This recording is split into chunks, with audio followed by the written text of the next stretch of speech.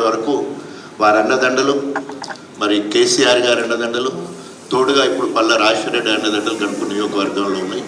So party క్యాడర్కు ఎలాంటి కొదువ లేదు, అయితే అనిశ్చితి మాత్రం ఉన్నది.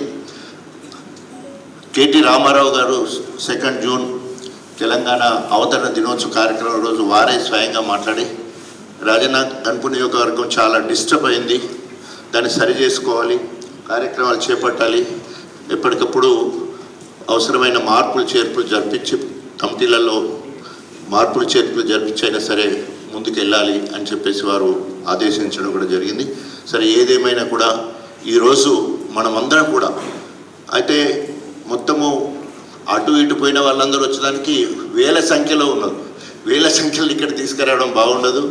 మొన్న ఒకసారి మాట్లాడి ముఖ్యులందరం ఒకసారి అవసరమైతే కేసీఆర్ గారిని కలుద్దామని ఒక ఆలోచన కూడా వచ్చి ఉండే. కారణం ఏంటంటే ఎస్సీలను ఏబిసిడీలుగా వర్గీకరించే విషయంలో మరి టీడీపీలో ఉన్నప్పుడు చంద్రబాబు నాయుడు ఏకగ్రీవ తీర్మానం చేస్తే, అదేవిధంగా కాంగ్రెస్లో వైఎస్ రాజశేఖర రెడ్డి గారు చేస్తే, ఆనాడు పెద్దలు కేటీఆర్ గారు, అదేవిధంగా హరీష్ రావు గారు, మరి కేసీఆర్ గారి ఆశీస్సులతో ఆ తీర్మానం చేసే అవకాశము నాకు కల్పించడం నా పూర్వజన్మ సుకృతం.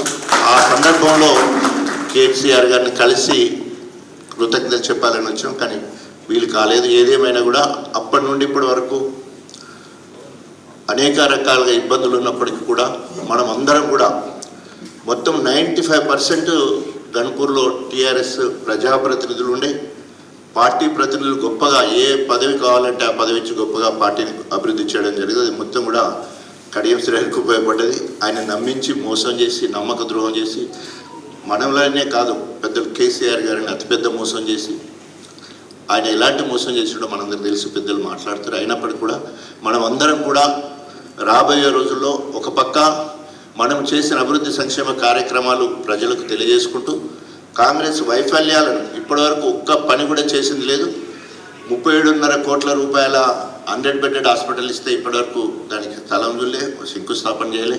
అప్పుడు చేసేది ఉంటే ఆపేయడం జరిగింది.